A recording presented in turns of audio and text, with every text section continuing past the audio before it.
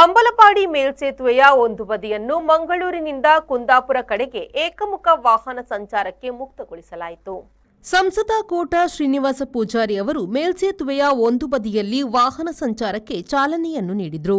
ಮೇಲ್ಸೇತುವೆಯ ಕೆಳಭಾಗದ ಸರ್ವಿಸ್ ರಸ್ತೆ ಹೊಂಡಗಳಿಂದ ಕೂಡಿದ್ದು ಮಳೆ ನೀರು ನಿಂತ ಪರಿಣಾಮ ವಾಹನ ಸಂಚಾರ ದುಸ್ತರವಾಗಿತ್ತು. ಇದರಿಂದ ಸಾರ್ವಜನಿಕರು ಹಾಗೂ ವಾಹನ ಸವಾರರು ತೊಂದರೆ ಅನುಭವಿಸುತ್ತಿದ್ದರು. ಈ ಹಿನ್ನೆಲೆಯಲ್ಲಿ ತಾತ್ಕಾಲಿಕ ಕ್ರಮವಾಗಿ ಮೇಲ್ಸೇತುವೆಯ ಒಂದು ಬದಿಯನ್ನು ಸಂಚಾರಕ್ಕೆ ತೆರೆಯಲಾಗಿದೆ ಎಂದು ಅಧಿಕಾರಿಗಳು ತಿಳಿಸಿದ್ದಾರೆ. ಸೋಮವಾರ ಮೇಲ್ಸೇತುವೆಯ ಮತ್ತೊಂದು ಬದಿಯನ್ನು ವಾಹನ ಸಂಚಾರಕ್ಕೆ ಮುಕ್ತಗೊಳಿಸುವ ಸಾಧ್ಯತೆ ಇದೆ. ಸರ್ವಿಸ್ ರಸ್ತೆಯಲ್ಲಿ ವಾಹನ ದಟ್ಟಣೆ ಕಡಿಮೆಯಾದ ಬಳಿಕ ತುರ್ತು ದುರಸ್ತಿ ಕಾಮಗಾರಿ ಕೈಗೊಳ್ಳುವಂತೆ ಅಧಿಕಾರಿಗಳಿಗೆ ಸೂಚನೆ ನೀಡಲಾಗಿದೆ.